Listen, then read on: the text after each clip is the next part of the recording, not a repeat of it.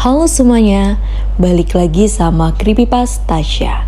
Hari ini kita akan bahas tentang yang lagi bikin geram semua masyarakat Indonesia, yaitu tentang dokter residen anestesi dari program pendidikan dokter spesialis yang melakukan pemerkosaan kepada keluarga pasiennya. Jadi, pada tanggal 18 Maret 2025, seorang perempuan berusia 21 tahun sedang menjaga ayahnya yang dirawat secara intensif di ICU Rumah Sakit Hasan Sadikin, Bandung. Saat ayahnya butuh transfusi darah, seorang dokter residen anestesi dari Unpad bernama Priguna Anugrah Pratama menawarkan bantuan untuk proses cross-match.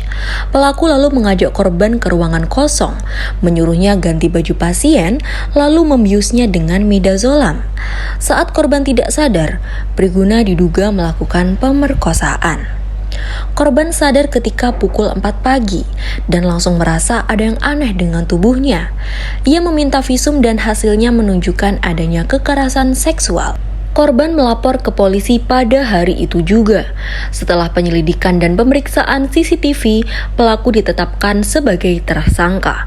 Pada tanggal 23 Maret 2025, polisi menangkap Priguna di apartemennya.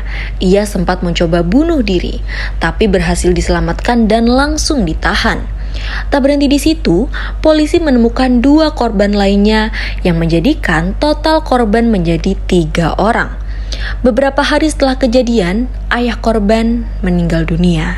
Pihak Universitas Padjadjaran langsung mengeluarkan Priguna dari program pendidikan PPDS dan Kementerian Kesehatan mencabut praktiknya secara permanen. Kasus ini menimbulkan kemarahan publik dan jadi sorotan nasional.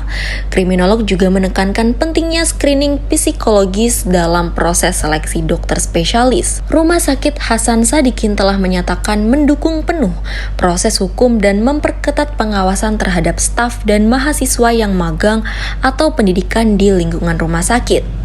Pelaku dijerat dengan Undang-Undang Tindak Pidana Kekerasan Seksual UU Nomor 12/2022 yang memungkinkan hukuman maksimal hingga 15 tahun penjara atau lebih, terutama jika melibatkan penyalahgunaan jabatan dan pemberian zat penenang.